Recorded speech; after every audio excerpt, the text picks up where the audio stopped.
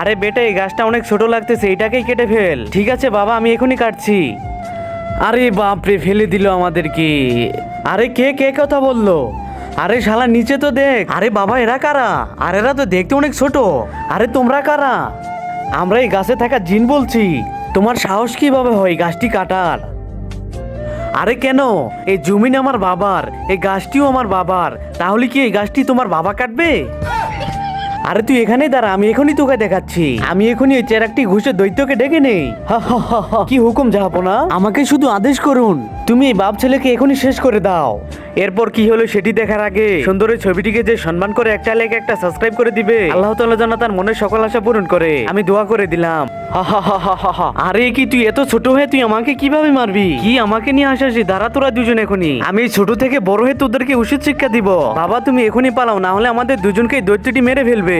আরে বেটা ভাগ, আমি এখনই ভাগতেছি।